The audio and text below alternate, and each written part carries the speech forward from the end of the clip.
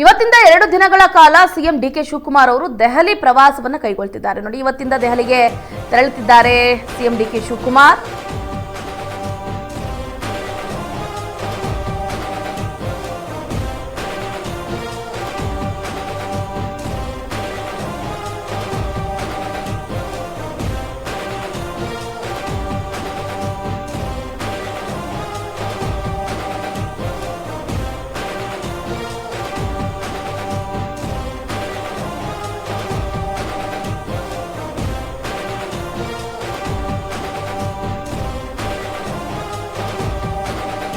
ನೋಡಿ, ಇವತ್ತಿಂದ 2 ದಿನಗಳ ಕಾಲ ದೆಹಲಿ ಪ್ರವಾಸವನ್ನ ಕೈಗೊಳ್ತಾ ಇದ್ದಾರೆ ಡಿಕೆ ಶಿವಕುಮಾರ್ ಅವರು. ರಾಷ್ಟ್ರೀಯ ನೀತಿ ಆಯೋಗದಲ್ಲಿ ಭಾಗಿಯಾಗಲಿದ್ದಾರೆ ಡಿಕೆ. ಮುಖ್ಯಮಂತ್ರಿ ಆದ ನಂತರ ಮೊದಲ ಬಾರಿಗೆ ದೆಹಲಿಗೆ ಹೋಗಿದ್ದಾರೆ. ಫಾರ್ ದಿ ಫಸ್ಟ್ ಟೈಮ್ ಪ್ರಮಾಣ ವಚನ ಸ್ವೀಕಾರ ಮಾಡಿದ ನಂತರ ದೆಹಲಿಗೆ ತೆರಳುತ್ತಾ ಇರುವಂತದ್ದು. ನಾಳೆ ನಡೆಯಲಿರುವಂತಹ ರಾಷ್ಟ್ರೀಯ ನೀತಿ ಆಯೋಗದ ಸಭೆಯಲ್ಲಿ ಚೀಫ್ ಮಿನಿಸ್ಟರ್ ಭಾಗಿಯಾಗಲಿದ್ದಾರೆ. ಸಭೆ ಬಳಿಕ ಹೈಕಮಾಂಡ್ ನಾಯಕರನ್ನ ಭೇಟಿ ಆಗುವಂತಹ ಸಾಧ್ಯತೆಯೂ ಕೂಡ ಹೆಚ್ಚಿದೆ.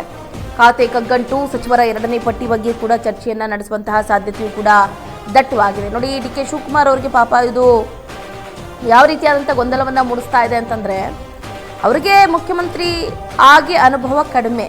ಈಗ ತಾನೇ ಪಾಪ ಅಂಬೆಗಾಲನ್ನ ಇಟ್ಟಿದ್ದಾರೆ. ಹಾಗಾಗಿ ನಿನ್ನೆಯೆಲ್ಲ ಮಾಜಿ ಮುಖ್ಯಮಂತ್ರಿಗಳ ನಿವಾಸಕ್ಕೆ ಭೇಟಿಯನ್ನ ನೀಡಿದ್ರು. ವೀರಪ್ಪ ಮೊಯ್ಲಿ ಅವರ ನಿವಾಸಕ್ಕೆ ಭೇಟಿಯನ್ನು ನೀಡಿದರು. ಜಗದೀಶ್ ಶೆಟ್ಟರ್ ಅವರ ನಿವಾಸಕ್ಕೆ ಭೇಟಿಯನ್ನು ನೀಡಿದರು. BS ಯಡಿಯೂರಪ್ಪನವರ ನಿವಾಸಕ್ಕೆ ಭೇಟಿಯನ್ನು ನೀಡಿದರು.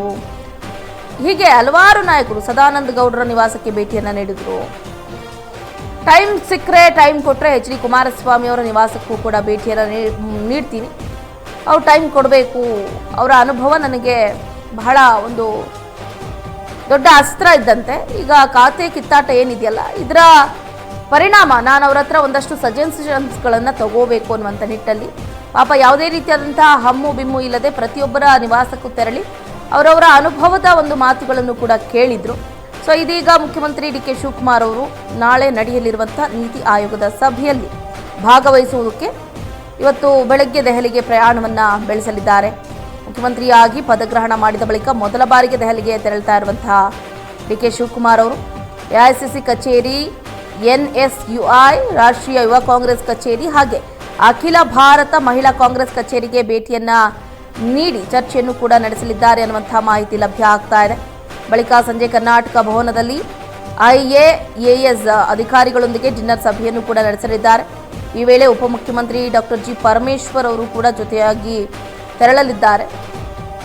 ಇನ್ನು ನೀತಿ ಆಯೋಗದ ಸಭೆಯಲ್ಲಿ ಭಾಗವಹಿಸಿ ಬಳಿಕ ಬೆಂಗಳೂರಿಗೆ ವಾಪಸ್ಸಾಗಲಿದ್ದು ಒಟ್ಟು 2 ದಿನ ದೆಹಲಿಯಲ್ಲೇ ವಿವಿಧ ಜವಾಬ್ದಾರಿಗಳನ್ನು ನಿಭಾಯಿಸಲಿದ್ದಾರೆ ಮುಖ್ಯಮಂತ್ರಿ ಡಿಕೆ ಶಿವಕುಮಾರ್ ಅವರು.